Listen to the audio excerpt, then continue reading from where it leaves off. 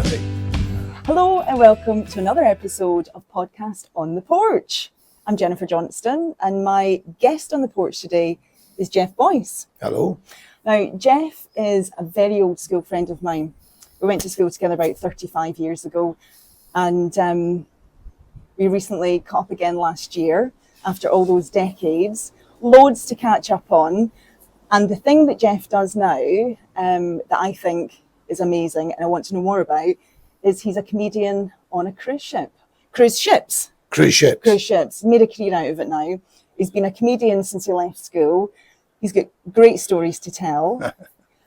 And so I would like to know more about your cruise ship work. Right, okay. We'll go back because there's loads of stories to hear about. Yeah. But let's talk about that first, Geoff. Sure. But first of all, how are you? I'm good. Yeah, very well. Thank you, Jennifer. Lovely to see you. Lovely to be here in your porch. Thank Loving you. It is nice now. It's fair to say that when Geoff arrived a couple of hours ago, it was pissing down, which we can say. We can. Yeah. Aye. Being jocks. But we're all wrapped up. We've got water bottles. I'm loving it. And because we're both jocks, we've got our tartan scarves on. Loving it. Yeah. So anyway, back to the matter at hand. How on earth did you end up doing comedy on cruise ships? Well, it was a natural progression really from where I was in the comedy world. I'd been around the scene since the late 80s, early 90s when I was young. I was a 19, 20-year-old when I started doing it professionally. And you know, I'd done a fair chunk of my career on that circuit, traveling right up and down the country, going around the world and doing clubs. And someone said, "Oh, you know what have you tried cruise ships?" And I was like, well, I don't think that's kind of my bag. How come? Why did you not think? Well, because it's a different audience from what I'm used to. You know, the comedy club audience is not what you get on a cruise ship. You know, you get a lot of older people, you know, pensioners and retirees and people from all over the world that quite probably have never been to a comedy club in their life. So to play to them it's not easy. Mm-hmm. So, you know, so I went and tried it, and it was hard. It was really hard. Were you nervous on the first gig? Oh yeah. And it was like being an open spot again. You know, when I first started, you were an open spot. You turn up at a club, gonna do 10 minutes, and they, you know, go on. And if you went well, then you got booked, and that's how you began. And so the nerves would leave you after, you know, a few months. Wow. We brought the Scottish weather with us. What? We're going to end up with leaves in our mouth. Yeah, we are, aren't we? So that's how you kind of you made your way through the clubs, and then you got used to playing the clubs, and it would be easy. You would lose the nerves. But the moment I went on a cruise ship, it was back to square one again. I was nervous and shaky, and am I gonna get any laughs? Is it gonna work? So it was exciting too. It was going back in time, But yeah, it came through. So how many years ago was that you started? So that would have been 2018, 19 when I finally decided to do the ships. Okay, so that was pre-COVID. Yeah. Okay. I did. 2019 was when I went with Holland America Line, and I did very well with them early on, and they gave me a lot of work. They gave me Japan and South America. I went around the Falklands. I went down the Panama Canal. You know, this is all in the first year, and it was like, wow, this is amazing. And recently you've been down the Suez Canal. I went down the Suez Canal recently, yeah. And that was great. And then suddenly COVID came around the corner, and bang, it was reset. Yeah. You know, back to the beginning again. So it took a little while for the ships to get back up and running again, and to get through the COVID. It was bad on the ships as well, wasn't it? Terrible, you know. Were you on any of the ships when the breakout No, started? I was supposed to be going back to China. So I'd been to get my Chinese visa. And I remember sitting, it was in January 2020, I was sitting in the embassy in London, getting my visa stuck in my thing. And I'm looking at the television in the waiting room, watching the COVID breakout in China. And I'm getting a visa in the embassy in London. And I'm going, am I actually going to be going here? You know, and I thought, well, they've given me a visa. So It must be okay. You know, you don't really add it all up. And then then the lockdown happened and I didn't get to go. They asked me to go to South America, which I said yes I would. They sent me the flight details. 2 days later, that was off. So, and luckily I wasn't on the ship when the lockdown happened, because it was hard. I mean, I know the stories. The Volendam was a floating ghost ship. Nobody would take it, and there was a few deaths on it, and America wouldn't take it. Trump turned it away, and it floated around the Atlantic for a while, and then it ended up coming into I think it's Southampton. It eventually came into, I think, and Britain accepted the ship, and everyone got off there, and they tried to get everyone home. So it was, I was lucky. I wasn't anywhere near a ship, but I know those who were, and it was tough. And all back into full swing. Yes, it is now. The first year back was last year. I was with Princess, and I did the Med, and there was still restrictions. I was still wearing masks and all of that kind of thing, you know. But the ships are always very clean. I mean, a lot of people say, "Oh, I don't want to go on them because, you know, you get ill and, you know, there's all sorts of germs." It's the cleanest place you'll ever be. They never stop cleaning it. I mean, if you walk around the cruise ship, there's somebody behind you with a cloth.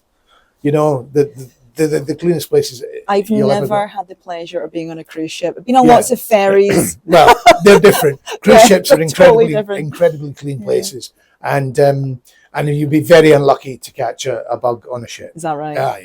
Yeah, absolutely. I mean, it happens. I'm not saying it doesn't. It does. People do, you know, and it will sweep through a ship, but you'll be unlucky because they are so on cleanliness, you know. I feel lucky because you're here. Oh, thank you. So I've been messaging Geoff for ages going, when are you back on dry land? I want to get you on the porch. I just want to see you. And I got a message the other day just saying, I'm going to be home for 3 weeks.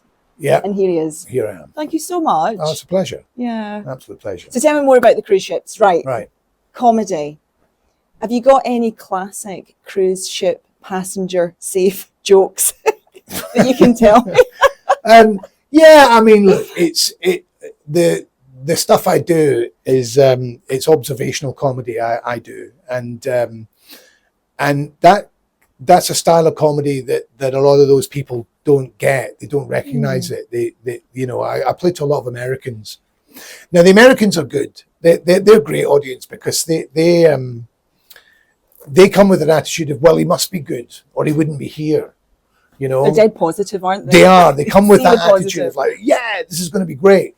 Whereas, unfortunately, the Brits don't do that. The Brits turn up cynical. with it. Yeah. I can always. Pessimistic. That's one of my opening lines. Is I say I can always tell when it's an all British audience. I can hear the arms folding when I walk on. You know, and say, no, really, make me laugh. And there is a bit of that. And the Brits, we know we're like that. You know, but the Americans are very positive. So it's your gig to lose. You know, you're not going there to prove anything to them. They already believe you're great. So go on there with the positivity and go on there with good material, and you'll get them. And once you've got them, they're great. They really go for it. But you've got to, you know, give them stuff that they can understand. That, you know, there's no point in talking about living in Glasgow when they've never been there. There's no point in discussing going on the underground in London when they've never been there. So you've got to find something to talk about that. So it's generally about jokes about the ship. About the ship. Yeah. So you go about the ship, you go about the airport. I do a whole 15-20 minute routine about the airport because they've just been there. You know, so all the stuff that I'm pointing out and laughing about, they've just experienced. They get it. So they get it straight away. The ship stuff, you know, it's easy to poke fun at that. Oh, the elevator, isn't it funny when the elevator is la la la la? And oh, your cabin steward, you know. Oh, there's one gag I say which was the cabin steward is keen. He never stops. I went to the toilet in the middle of the night. I came back. He'd been in and made the bed, you know. And they love that, you know. I went looking for him. He was in the toilet, folding the toilet paper into a triangle, you know. So that sort of stuff, they love it. They lap that up. Would you say it's kind of safe comedy? Yeah, it's dead safe. But you still enjoy it? Yeah, I love performing it because they're loving it. They're loving it. And I love performing, you know. And also you've got your name in lights. I do, yeah. That's fun. That's a backdrop that was made in under a minute by a singer called Dean Stansby, who's fabulous. He's a young lad from up north, and he's a brilliant singer and a great performer, and he's on piano quite a lot, and he's fab, Dean, and he uses lots of visuals, you know, in his show, lots of shooting stars and his naming lights and blah blah blah.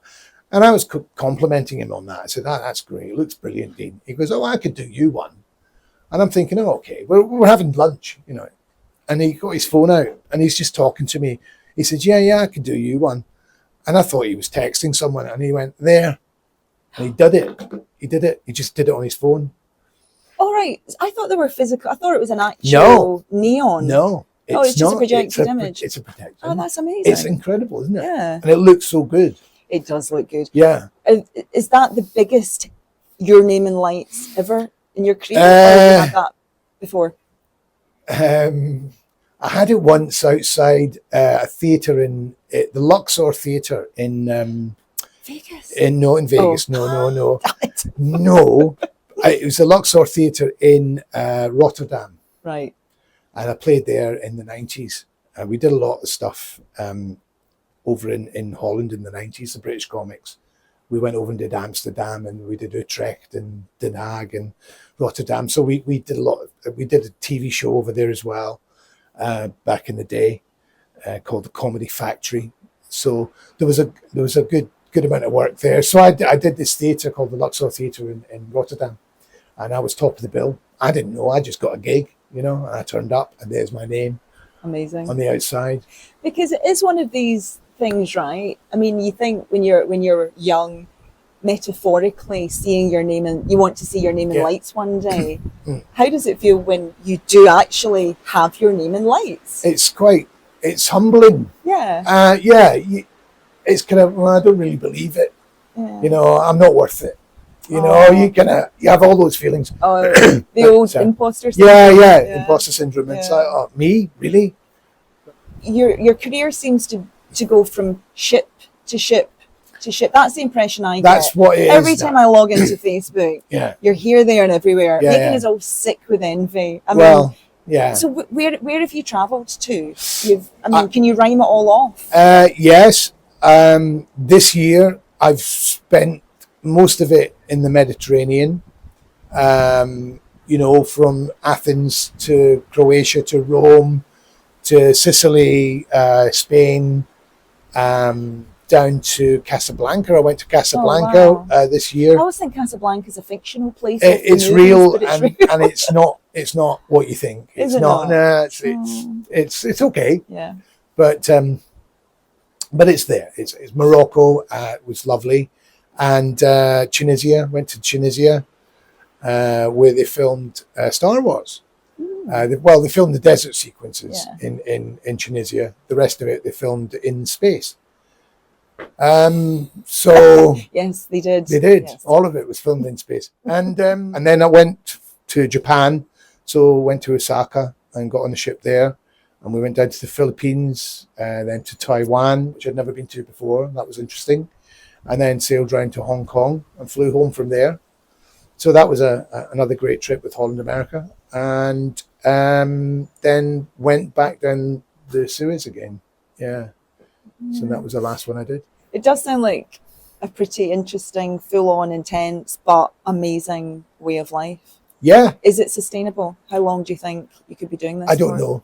I don't know. How long am I, you know, or might they decide that? Do you think there might come a point where Paul McCartney said, you know, maybe we'll be doing this for a couple of years, you know, with the Beatles. You know, they didn't know how long they were going to be doing that for. No rock band did. And us comedians, when we started in the 90s, we didn't know what we'd be doing. A lot of people have gone and they've moved on to other things. A lot of comics have gone into acting. A lot of comics have gone into TV presenting. A lot of them have gone into teaching. You know, they've just drifted off. They're not doing the live work anymore. I love the live work. That's what I do. That's all I can do. So I need to do it somewhere. I mean, and the ship seemed to be the place where... Even as a non-comedian, that obviously I don't move in those circles, but I do watch the telly and I do go to comedy gigs and I love it. Yes. Even I can see the industry is changing. It's changing very much. But some of you are adapting. Right, you have to adapt. Yeah, look, I'm 54 now. So, you know, I had my 20s and 30s in that industry when it was an amazing time, Yeah. the 90s. You know, it was the new rock and roll comedy. Yeah. And we were all in the band. Every one of us were in the band, and it was great. And we had a blast, you know? Yeah. Right. Right. So let's go back to the very beginning. Yes. So Geoff and I went to Strathaven Academy together. That's Strathaven in Lanarkshire in Scotland.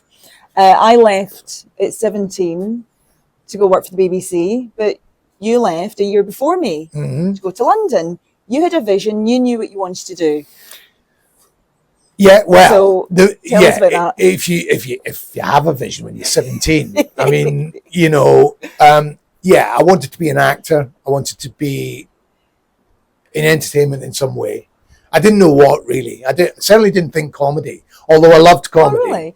Yeah. Can I just say Yeah. though, right? So Yeah. even though you're now saying maybe not comedy, Yeah. he was the Joker at school. Yeah. I have very fond memories of Geoff, and he was everybody's pal. He was funny, genuinely so. Everybody bless loved you. Thank you. I mean, honestly, I have to say it was really nice, like reconnecting with you, because you are one of the kids from school that I do have very fond memories of. Oh, bless you, though. Yeah. That's very kind. Anyway, Thank let's you. not cry. No, Let's not get emotional. It's lovely to Yeah, hear. but it is you know, true, It means a though. lot, even though it's all I mean, those years later. It's you know, easy to think lovely. back to school and just think, Yeah. you know, but we do still have good memories. Yeah, definitely. Well, I'm glad about that. And Camera's still there. yeah, we're doing okay, you know. You don't have to worry, people. We're fine. Oh, the plant's gone, but we're all right. Yeah. No, I think I remember school as yeah. I mean, I would love comedy. I remember I had all the Monty Python albums, right? And because you know we didn't have any of this, We didn't. We had a video recorder on TV, and that was it, wasn't it? Yeah. And I had albums, I had comedy albums, so it's Monty Python, and I learned all the sketches and did all the voices and learned all of that.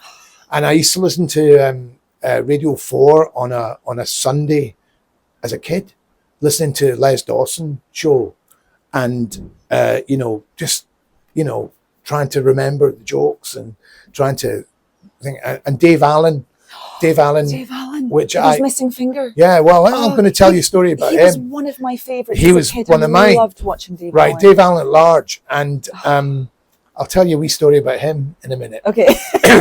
But so I watched all of that and listened to all of that and learned all those voices and stuff, and so I kind of knew comedy was there, but I had no idea how I could possibly do it. You know, how you know, we're just some kid from Strathaven. How do you get on the telly, or you know, what opportunity am I going to get to do that?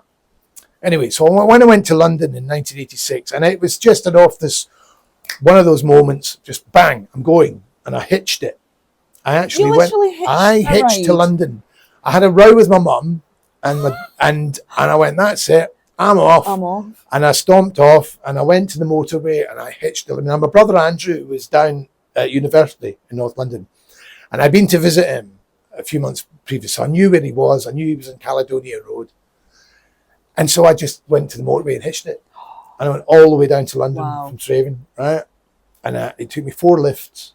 And the final guy that took me was a truck driver called Eric. And I'll never forget him. And he drove me to Caledonia Road and dropped me at my brother's halls of residence where he was. He was at North London University. So I turned up at his door and went, I've left home, blah, blah, blah, blah, blah, blah. Anyway, so got in touch with mum and dad, said, look, he's here, you know, he wants to live in London. And my mum couldn't wait to get me out of Strathaven. Just get him out, you know. So she went, fine, go to your Auntie Jones and start your life. Good luck. Here's 100 quid, blah, blah, blah, you know. So that was it. And so a few months later, I'm walking around Leicester Square, and in central London, Piccadilly Circus, Leicester Square. It's where all the theatres are, for those who don't know. It's all the sort of, you know, cinemas, and the theatre land's just behind it in Shaftesbury Avenue. Anyway, I'm walking through past the Empire in Leicester Square, and I see this sign, and it says Comedy Store. And I thought, Comedy Club. Comedy Store. This is May, June. This was June 1986. And I went, that's it. Yeah. So I went in and I paid my £4 or whatever it was. And I went down into this basement and this comedy club was there. And I laughed. There was 4 comics on that night, 4 stand-ups. And I laughed like I never laughed in my life. I can still remember it clearly now. Laughed like I'd never laughed before. And I said the same thing that John Lennon said when he saw Elvis on the movie screen. He went, that's a good job. Yeah. And that's what I thought. That's it. That's what I'm doing. You see, when we were at school, right, I'd like to officially give credit to Mr. Grant. Yes, Mr. Grant. Sandy. I mean, we're adults now. I think we can legally call him Sandy, but my heart still wants to call him Mr. Grant. Now, he was our guidance teacher. Yeah. So, obviously, I mean, I have a lot to credit him for. Yeah. I chopped and changed my mind about my career every couple of weeks, and he was always there with leaflets and information. Yeah. How did he cope with you? What did he do for you? Because I remember, like when you said I want to be an actor, I want to be an actor. Like how? He said, I bet he was dead supportive. He was, of course. You know, why wouldn't he have been? Yeah. You know, I think he rolled his eyes, but you know, really, an actor. Well, I think I displayed all of that in those years. You know, that's where I was going. I was going to be a performer of some kind. That's all. I was never any good at academia. I was never any good at adding up or counting. I was never any good at writing. I just wasn't. I just didn't have that. But I had this thing, and I just didn't know how I was going to develop it or present it or even make a living out of it. You know. And he said to me about acting, he said, well, you know, it's a tough job and there'll be long periods of unemployment, lots of sitting around doing nothing. And I remember saying, that's a bit like double maths, you know, sitting around doing nothing. And I remember he laughed at that, or he certainly smirked, you know, I was a bit cheeky, but yeah, no, look, he's, you know, I know he wanted me to go and do something that I could do. He was very supportive. Yeah, I remember. I met up with him recently, as I said, and hand on heart, he's very proud of what you're doing. He said so. Oh, that's lovely. So you have done good. I have done good. Yeah. I did great. I mean, you know, there are moments in my career that I have gone, if only they could see me now. Oh, I bet. You know, the Dave Allen thing.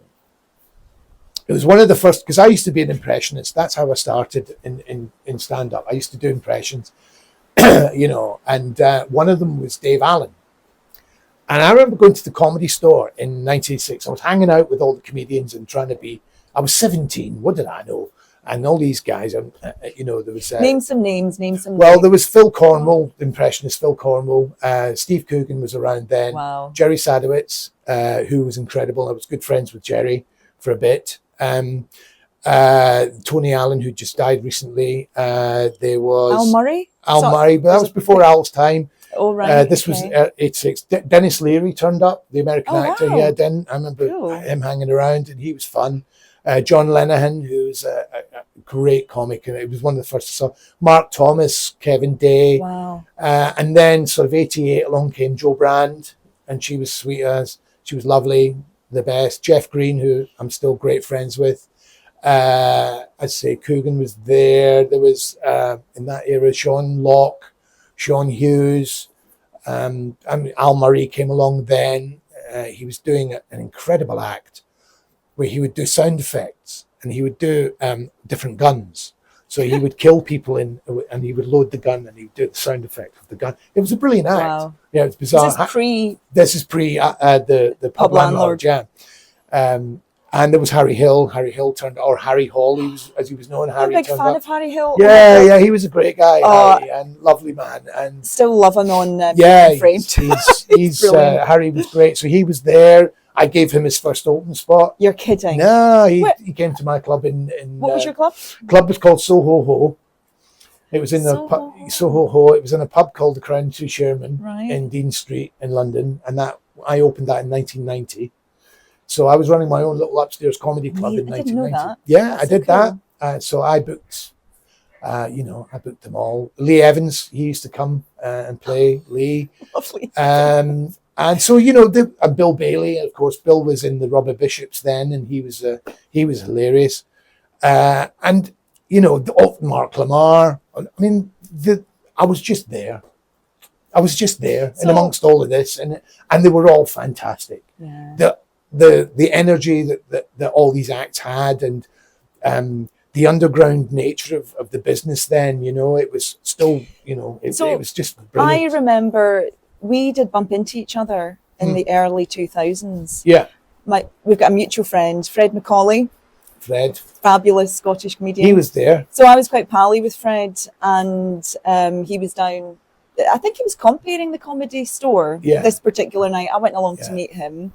And you were there. I don't know if you were on that night, but we met that night, and it was like, oh, hi. It was a wee bit kind of like, we went to school together. Yeah. Hi, Geoff. Hello. But then we lost touch because that was all pre-Facebook and all that stuff. So we just lost touch. Well, Fred was there. Jeff Green was there that night. Jeff Green was there. That's why I was there with Jeff. I was meeting there with Jeff and Fred. Yeah, Fred. Fred and I first met in 1988 when I came back up to Scotland after the 86, 87. Of being in London. I came back to Scotland for a few months, and I was in Glasgow, and the Mayfest was on, and there was a comedy sort of competition, So You Think You're Funny. Oh yeah. And I think it still runs now, and in fact, I know it does, in Edinburgh and Glasgow. So we entered that. Fred was in that, and so Stu Hu was in that as well. Stu Hu and Fred Macaulay, and there's a few other faces. Ian Morton, or Bruce Morton's became known. Was there, and so we did that. So that's when I first met Fred. So we met in '88, and then I went back down to London, and they went on and did the Funny Farm, and all of that. So I went back to London, back to the comedy scene down there, and then I next met Fred again. I mean, we knew each other from the Jongleurs tours. So I know Fred. I think this is when I really got to know him when I was working at BBC Scotland in the late '90s. And I ended up working on McCoist and Macaulay, the chat show with Fred Macaulay and Ali McCoist. And it was brilliant. We went all over Scotland with that. Went to like working men's clubs. I remember they shot a programme at the theatre in Largs. Kylie Minogue was one of the guests. There you go. I mean, how mad? Kylie Minogue and Largs, that just doesn't fit together. No. And it was mad. I remember I was handed a load of dresses by her assistants. Can you iron them? These tiny total dresses. I had to iron them. I've ironed Kylie Minogue's dresses. The pressure was unbelievable. But yeah, that's how I got really pally with Fred. Fred's a lovely man. He's fantastic. Yeah, he is, and very supportive. And so we met throughout the years at different events, TV things. We did telly together a couple of occasions, and in Australia, we were in Australia and we bumped into each other. So I see Fred now and again, and yeah, no, he's a lovely man, and he's always been very supportive of me and what I've done. I think, you know what, he's supportive of everyone. He is. He's just a lovely man. Super person. He is just one of life's lovely people, and it's always a pleasure to see him. Yeah. But the Dave Allen thing. So I did the impressions. Yeah, Dave Allen. So I did the impressions. So one of them was Dave Allen. You said, Dave Allen, talk to us, and you said the missing finger. Yeah, show the camera your missing finger. And there you are. You see. These are this impression of Dave Allen. And so I was doing it in this club called the Glee Club in Birmingham. And it's still there, the Glee Club, and it's fantastic in Birmingham. You're there, go to the Glee Club. So Pebble Mill people were in, and they saw me do this, Dave Allen impression thing. So, and they said, they phoned up and they said, oh, we're doing a comedy special on Pebble Mill at 1. On Pebble Mill 1. Would you come on and just do 5 minutes as a stand-up? And I went, no chance. So I'm not doing that. I'm not. No. It's an audience of pensioners. I'm just this young 20. They went, Dave Allen's on. I went, I'm there. All right. Yeah. Okay. That was the club. That was there. Yeah. Okay, I'll do it. So my first live television, and it was Pebble Mill at 1. I think my mum's still got the video of this. So anyway, I come out, and Gloria Hunniford's presenting it. And Hale and Pace were on, and who else? I can't remember. Anyway, they were lovely. And June Whitfield was on. She was a very sweet lady. And Alvin Stardust was singing. Wow. I know, it was great. And Dave Allen was this kind of main sort of guest. And me. So they had them chatting on the sofa, and then it was like, well, here's Geoff Boyz. So the band play, and I stood there, and I do my little few impressions, and I finish it with Dave Allen telling a terrible joke. So here's my impression of Dave Allen telling a terrible joke. And the joke was, a fellow walks into a timber yard. He says to the chap, I'd like to buy a piece of wood. The fellow says, how long do you want it? He said, well, I keep it. I'm building a house. And Dave Allen walks out. So I do the joke, big round of applause, big laugh, and Dave Allen walks out. And I'm stood there staring at my idol. And I've just done an impression of him. And he sits down, and June Whitfield says, what did you think of the boy? He said, very good, very good. He said, I got the finger right, too. very impressive, doing an impression of a missing finger. And then later on, he said, I've got a finger to show you as well. Not, But I sat down with Dave Allen after that, and I was, 22 years old. And I'm sitting, just been on live TV with Dave Allen, my hero. And I was just like that. And he said to me, so you're on the circuit? I said, yeah. He said, how's it going? I said, I'm still learning. He said, yeah, me too. Oh. He says, you never stop. That's amazing.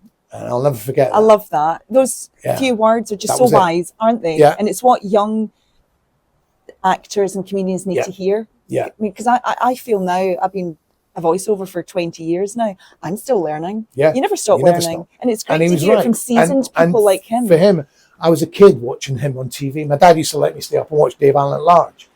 And then I'm sitting with him. I've just done TV with him. I mean, that is like tick, bucket list. Ticked. My parents have a story about that. I think my dad, I told them I was on TV with Dave. I'm going to be on TV with Dave Allen on Tuesday at 1:00. And I remember my mum saying, oh, well, we're on holiday with your Auntie Joan and your gran. We're going to be staying in some chalet somewhere. I don't think they've got a TV. I said, oh, well, whatever, Anyway, I find out, I think it was my Auntie Joan and my mum told me. Because I always thought that they never saw it. My dad got them all up and got them all into the car in the morning, drove them all into town, went to a Granada TV. No way, the higher place. Walked into the guy and said, my son's on television at 1:00 on Pebble Mill. I said, and we want every television on BBC One, please.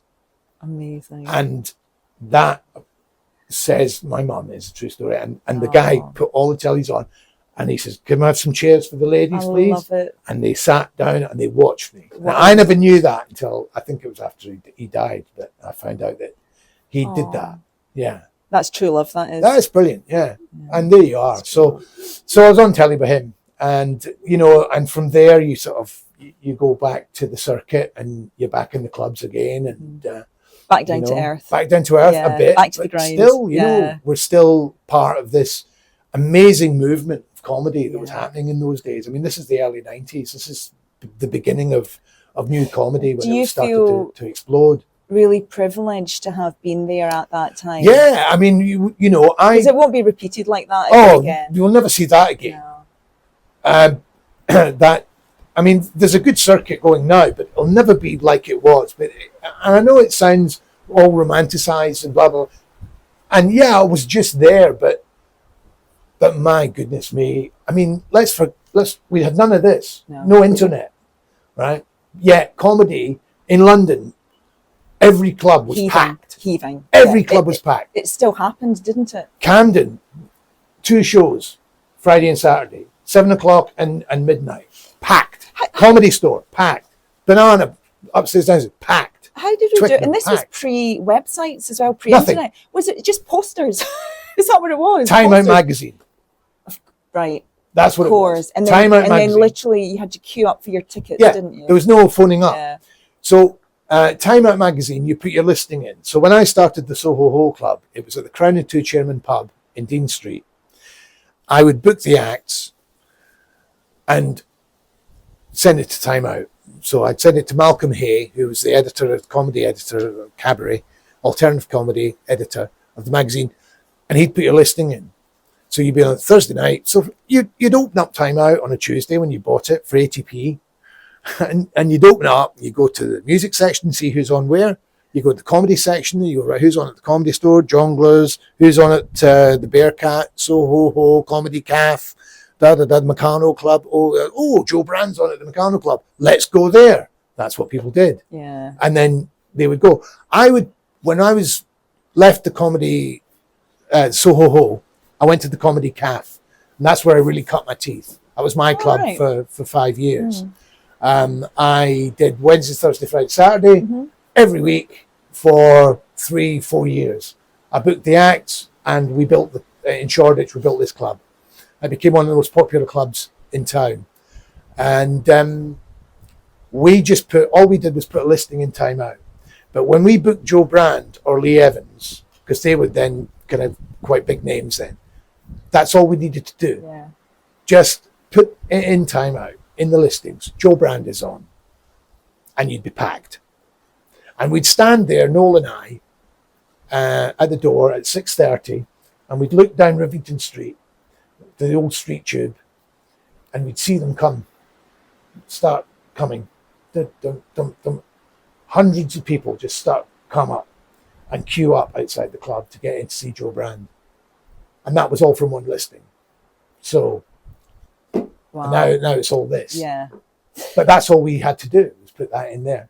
So listen, it's getting cold. The fire's gone out. Let's take a break. I'm going to relight the fire. I'm going to refill the water bottles because we've got some more stuff to talk about. We do. So I'll be back in a minute.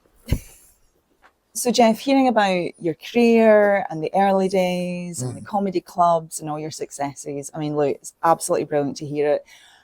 But your life did go off on a tangent, didn't it? And not a good one. Well, I mean, tell us about that. It was good up to a point, as in in that world, in that time, in the 90s, there was a lot of drinking, lots of drugs, lots of all that sort of thing. It was the 90s. It was cool Britannia, and it was all of that, and it was all there, and we all took part. Not everyone, but a fair amount of us did. And then we got to a point where we turned it off. Went, okay, we've done that. We've seen it, done it, blah, blah, blah. There was some casualties along the way. But I wasn't one of them. I especially in the drugs, I wasn't really that interested in that after a point. But alcohol, I couldn't stop.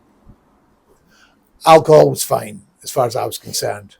Was that all part of the culture? Yeah, it was. I mean, we were drinking from start to finish, the whole night. night, I mean, on off stage. You walked. I used to go to the club, and I'd start drinking the minute I got there, and I'd drink all weekend, and then Monday would be my day off, and I'd go to the pub because it was my day off. So I'd drink all day Monday and Tuesday, and then Wednesday I'd go back to the club, and I'd start drinking in the club. Mm-hmm. So I'm drinking everywhere. And then I find myself, going on a train journey. I'll drink, there's a buffet car, I'll get a can. Better take a bottle of wine in case there's nothing there when I get there. And suddenly, alcohol is just everything. And your life is around it, And it was every day, every single day. But I thought everyone was doing that. I thought, because in the club at the weekend, everyone was drinking. But I didn't realize that when they went home, they didn't touch it. So for 3 days, they just went out along with their lives without alcohol. I didn't. I carried on. And as I say, I thought everyone was doing it. I was naive, I was silly, or I was just an alcoholic. And Alcoholic. Did you have a eureka moment where you thought, I always knew. I'm an alcoholic? I always knew. You did? Yeah, okay. Yeah. And every alcoholic knows they're an alcoholic. And they have that private word with themselves. Okay. But they don't have that, I've got to change one until. Did anyone else say it to you? Was it just no, I think but people knew, I was just I was good fun though. I was a good fun drunk. I was Boyzy. I was, is Geoff coming? Oh, it'll be a laugh, oh, Boyz is there. Oh, great. Hey, whoa. You know, I was good fun. And always there were stories. Oh, Geoff, oh, he jumped off the roof into the swimming pool and blah, blah, blah. Oh, guess who did that? Yeah, it was me. And people loved being around me because I was good fun. I was a great drunk. And I could also work drunk on stage. I remember going on at Camden. No, it was at Camden. It was Battersea Jongleurs, big club. And I was closing the show and I was absolutely smashed. And even I went, oh, this is a bit much. And I went on and I was dying. I was closing the show and I was dying on my arse for about a minute, 2 minutes at the beginning, getting nothing. And I was start fluttering. And then something clicked in my head and I turned it around and something just shook and I went, bum, and I pulled it off. And I got a standing ovation at the end. I did my Robert De Niro routine and then boom, blew the roof off. I got a standing ovation and it came off and there were two comedians stood there, Mike Gunn and Junior Simpson, and they both stood there with their mouths open. And I remember coming off and went, hey, off to the bar. And they went, Junior just grabbed me and went, how the hell did you do that?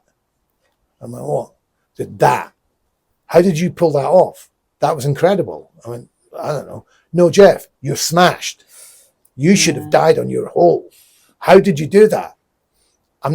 He said, I'm not congratulating you. I'm not applauding you. I'm just bemused and amazed that you did that in the state you're in. You're a disgrace. Oh, and he was right. So basically he gave you a reality He was giving me a that night. fucking Even though you were smashed, did it infiltrate? It did. Of course it did. Yeah. And I went, fuck you. I don't care. You know, I'm like, it's just, it's just a drink. I'm just a little pissed. That's all, but it goes into the drawer in your head and you remember it. And I take it he was like a peer. He was a good friend of mine. Yeah, he was a good friend of mine. And he was, he didn't scold me like that. It wasn't like, he just said that was disgraceful going up there like that. Yeah. How did you get away with that? I think was more what he was trying to tell me. But he kind of tried to dress it up with well done. But, at the back of it, I know what he was saying. And he was saying, shouldn't be going on like that. Take your job seriously, man. And I wasn't. I was just going up there because I was regularly getting standing ovations. I was getting cheers. I had a great set. I had at that point a bulletproof 25, 30-minute set that tore the roof off. I'd honed it. So I could do it smashed and get the reaction because they're all drunk as well. It was the 90s. Everyone was pissed. Yeah. Alcohol was a thing. And then I got into my 30s. And suddenly you're a bit fatter and you're older and you shouldn't be behaving like that. You're not in your 20s. You're not a kid. You're not in your black jeans and your black shirt looking cool. You're a fat 30-year-old that's trying to be 25, and it shows. And you should have matured and moved on from that. But alcohol held me back. Mm-hmm. So I kept on doing it. And then you don't retire in this business. The phone stops ringing. And the phone stopped ringing. And gigs started to fade away. So. Well, why was that? Was that because people were talking about you and your drinking, or was maybe the quality of your quality of it was? And I moved on. I moved on from Jongleurs to doing CSE work. I was doing work with them. What's CSE? CSE was Combined Services Entertainment, so we did the troops.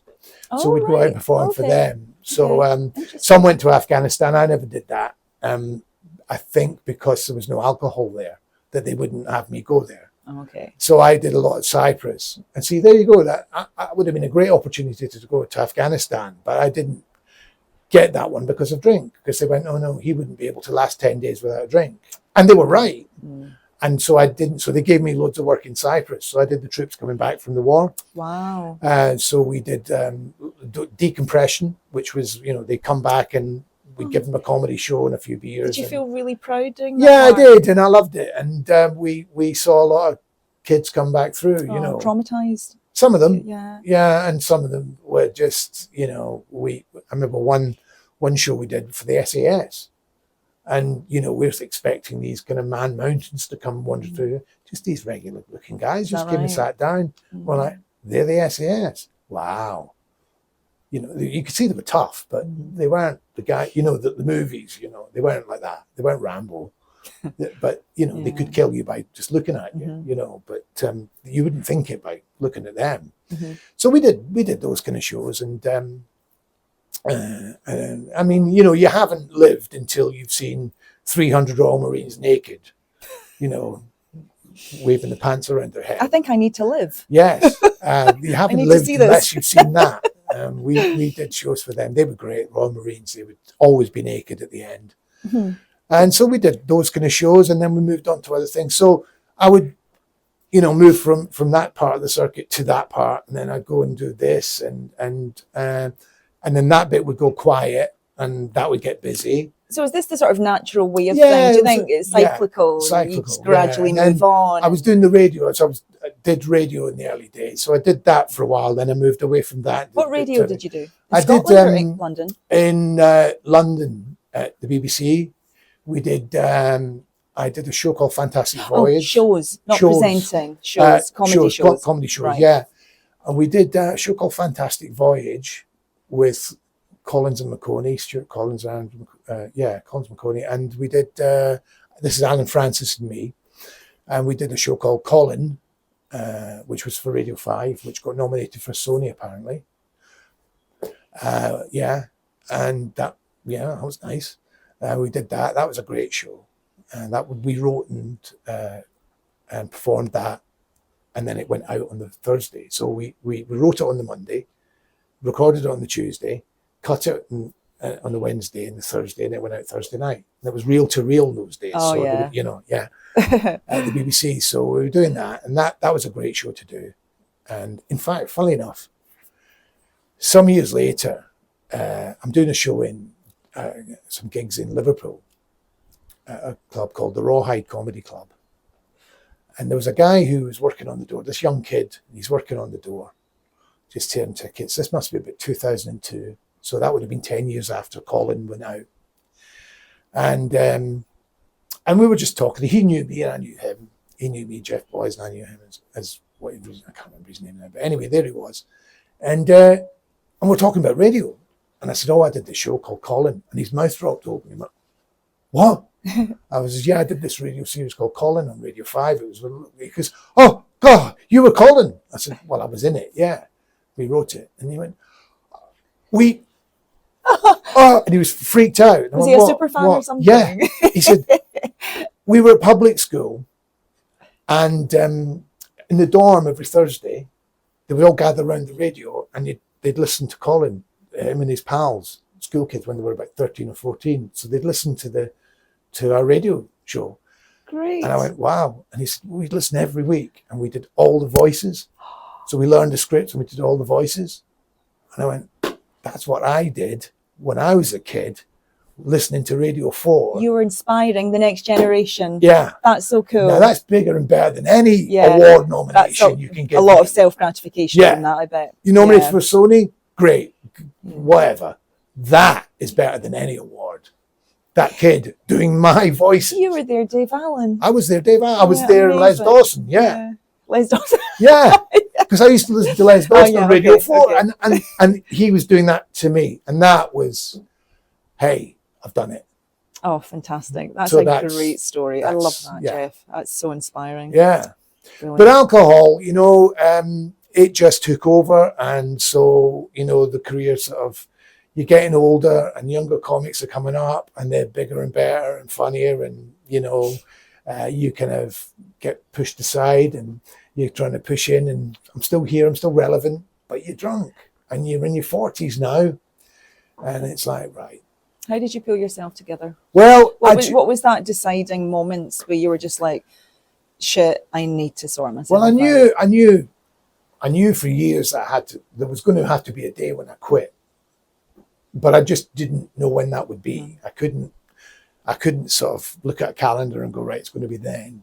It's going to be that age, or it's going to be that disease that does it, or it's going to be, a heart attack, or it's going to be, what is it that's going to be that moment? So did you have any health scares? I started to get pains in my back. Right. Excuse me. I started to get pains in my back, and I thought, this is the drink, because I'm drinking it every day, all the time. Da, da, da. So I went to the doctor and I said to him, this is what's happening, and I'm drinking. And he went, right, we're going to bring you to the alcohol counsellor and we're going to talk to him about this, and you've got to be honest, and then we can help you.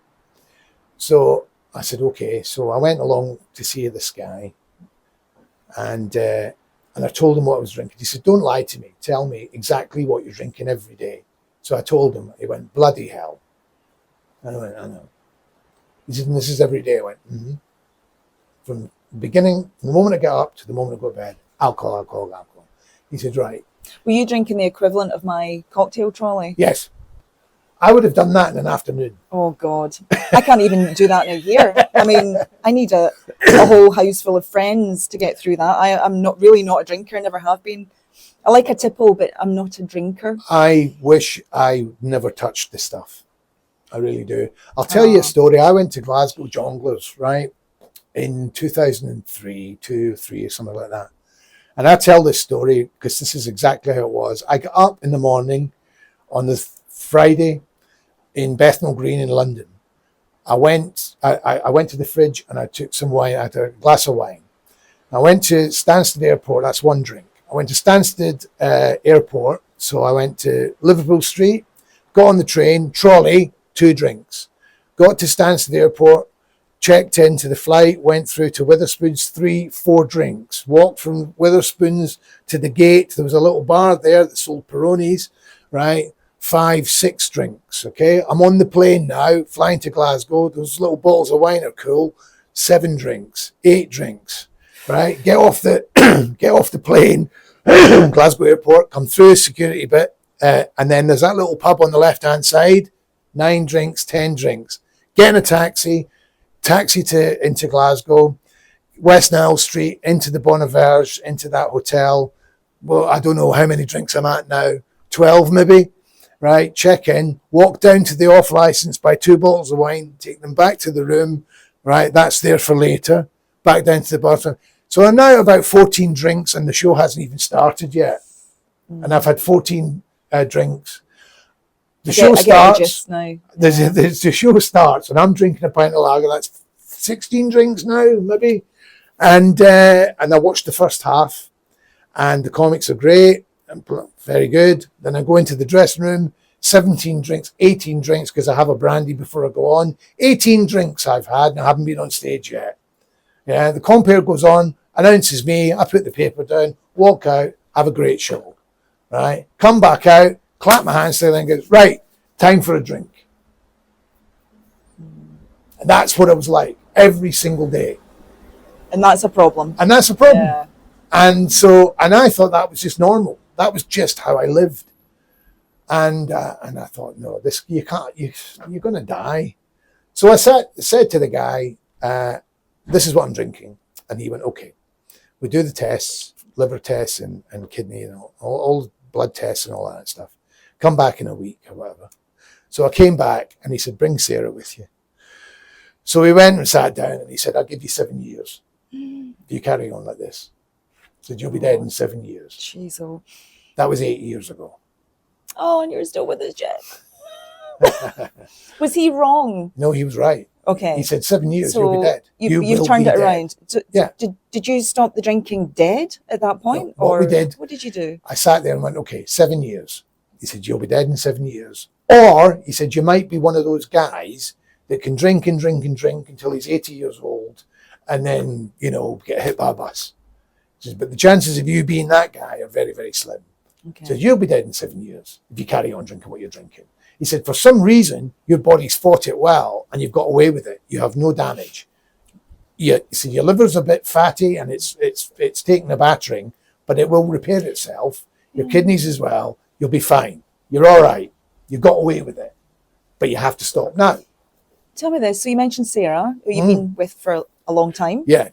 At any point, was she expressing concern Of course. about your drinking? So she was she, Of course. But Geoff, you need to stop. Yeah. And then when she heard that No. from the doctor, did she just like wallop you and say, right, Geoff? no, she didn't. Like, she, how did she she knew cope with that that? would be enough for me. I Okay.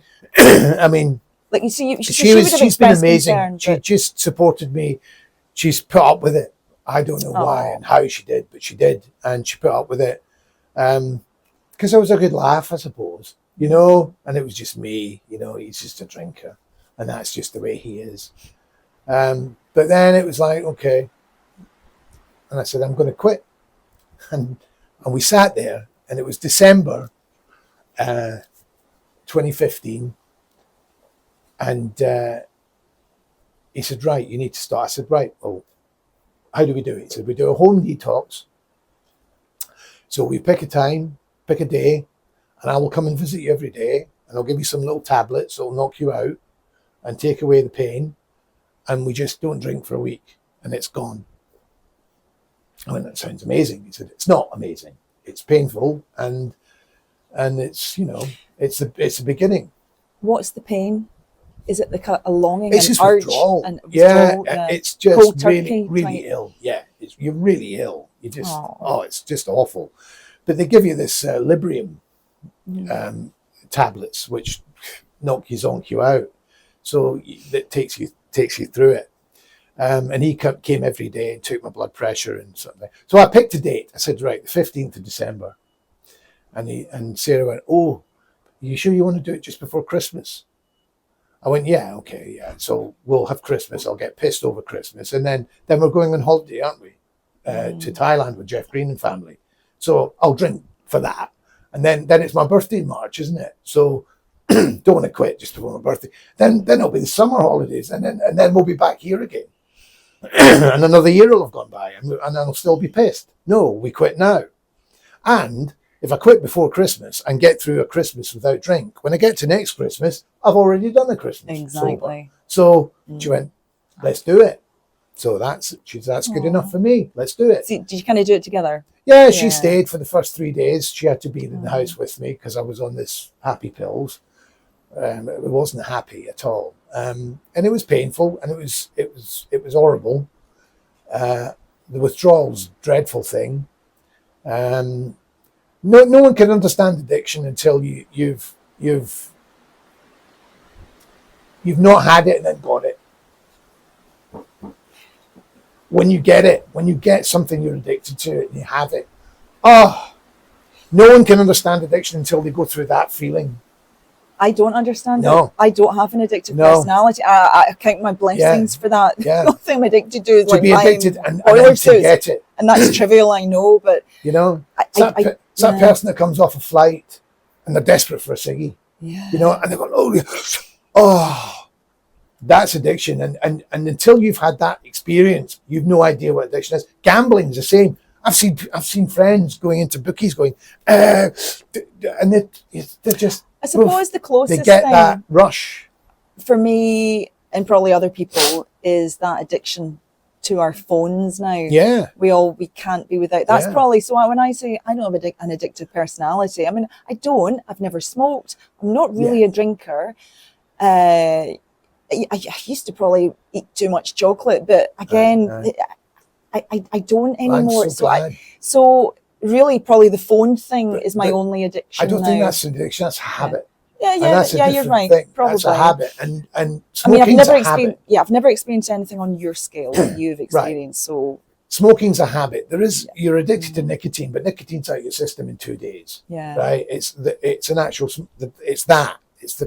lighting up and having the thing and the whole experience of smoking. That's, you break that and you stop doing. Drinking's pretty much the same. Once I was off the alcohol, once the alcohol was out of my system, the way I handled it was I went, right, do you want to, the pain you've just gone through this week, alongside all the money you've wasted in your life on this stuff. Just watch that doesn't catch fire. Okay. Just dump it down. All the money you've wasted on this stuff in your life, do you want to go and put more of it back in you? For what? You've just got rid of it. I tell you, when I was my 4th or 5th day and I was clean of alcohol, it was the most incredible experience because I'd never had that since I was, well, how quickly? Sorry, how quickly? 5 days. Wow. It's through you. So after all those years of alcohol addiction, you cleared your system in My 5 system days. is clear of alcohol in 5 days. Okay. It's out of your system. How was your mind? Was your it mind, clear of alcohol? right, no. But right. now what I had to do was I had to go everywhere I'd been before, but this time not drink. So were you advised to do that? No, this was me thinking. Okay. So I thought, right, I've got to go everywhere because I can't not go to the pub. I can't not go to the club. I can't not go to the places. It's entwined with your career, right? This is my life. But I can't have alcohol. Not a drink, not a pint, not a alcohol. You've got to call it what it is. Right? So alcohol, it's like, oh, you must miss a whiskey. Well, I do, but that's alcohol. Right? That's whiskey's, it's disguised as whiskey. Alcohol disguised as a pint of lager. It's disguised as a glass of wine within a nice glass by your dinner. It's alcohol. That's what I can't have. So I can't have all of that stuff. That stuff I can have without the alcohol. So I can have an alcohol-free beer if I want it. And I've had them and they're all right. But there's no alcohol. So that's the thing I can't have. So take away the disguise. It's alcohol. You can't have that. So therefore you can't have this. And that's what you've got to tell yourself. Now, if I have that one, I'm back. Right. Then that's it. There's no, just have a half. It doesn't work like that. No. One bit of alcohol, you're back. So how many years clear? 8 years. What do you call it? Sober. Sober. Yeah. 8 years sober. 8 years sober. Oh, congratulations. Thank you. Yeah, 8 years this week. You seem to be doing great. You look great. You sound great. Well, my voice is a bit, but, I should have given you a whole soother. You should have done. Yeah, I need them myself these days, Right. and I'm not a smoker or a drinker. No. So great. How's life sober, and how's do you think your career? Do you feel like you're more in control of everything now that you're sober, or? Now that when I got sober, it changed everything. Of course, I could. It took years to get back to a decent level in my career as a comedian. But then I'd kind of grown out of the circuit, and there was young kids that come up, and it was their turn. It's their circuit. Oh, I love that you've grown out of it. Yeah, we do. Don't we grow out of stuff eventually? You do. You kind of I'm not 25. I can't kid myself that I am. I can't pretend to be, in my 30s. I'm 55 this year coming up. So, what's the next thing for me? And it was the cruise ships. That was. A great comedian, a great friend of mine, Paul Adams, said to me, you should go on the ships. You'd love it. And I thought, okay.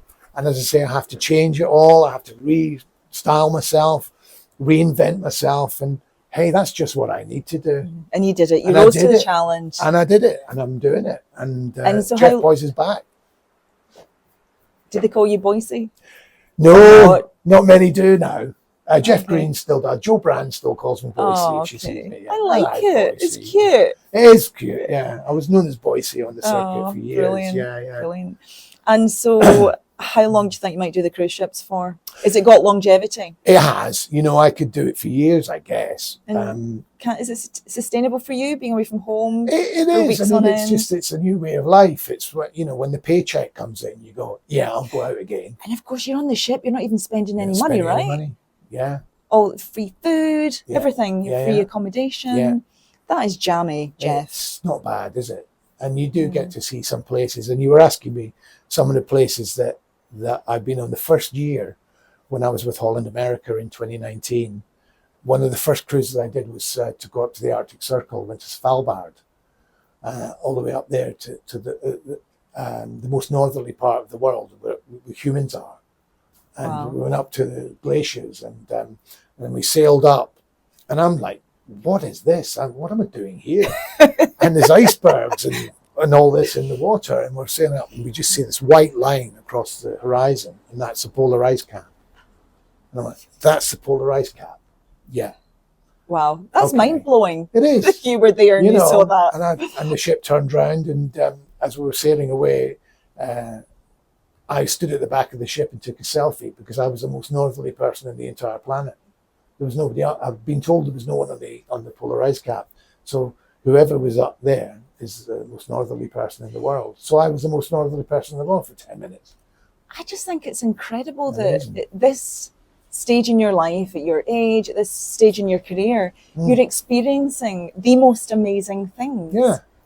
I mean, amazing. that's fabulous. I know. Who would have thought? Who would have thunk it? Who'd have all thunk those it? years ago, I know, like when you that'd started be- on the circuit, yeah. that you'd have all these opportunities. Yeah, I did radio, I did TV, I've been in a movie, and I've done this, I've done that, blah, blah, blah, and that's all great. But it's what you're doing now. It's the now that matters. And also the being able to constantly reinvent yourself Yeah. as well. I mean, these days, we have to be quite malleable. I mean, Yeah. everyone's Yeah. pivoting Yeah. to to different careers these days. We have to be flexible, and we have to be prepared to chop and change and adapt to today's society. And you're doing it. Well, I'm doing You it. are doing I'm it. doing it, and I couldn't go back and do what I did in the 90s because that world isn't there anymore. Yeah. It's not, is it? And, so I can't pretend it is, and I can't moan for it. Well, you It's did it. gone. You were I there. was there. I was there. I was there at the time, and I saw it. I was part of it. Listen, I feel like that about growing up in the 80s. Yeah. I feel I'm so lucky I was there. I feel lucky that I was at the BBC in the 80s Yes. and the early 90s. Incredible time. BBC Scotland up in Queen Margaret Drive. Yeah. It's not there anymore, No. but I was there. I mean, I always think back fondly, even Yeah. at negative times. Yeah. I can still find the positives and the silver linings. The things that I went when we were writing Colin.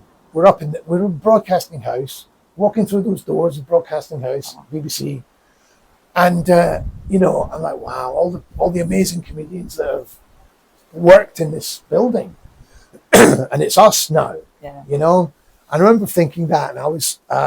This is a fine story, and I was doing what was I doing? I was going for a meeting somewhere, but we're in the writing room. There's me and there's Mike Haley, great comic, and Alan Francis, another great comic, and Deborah Stevenson was a great actress. Oh, comic. Yeah, Billy's wife. she was in Bad Girls and Deborah Stevenson. I got the wrong. Right, I yeah. get the wrong Debbie.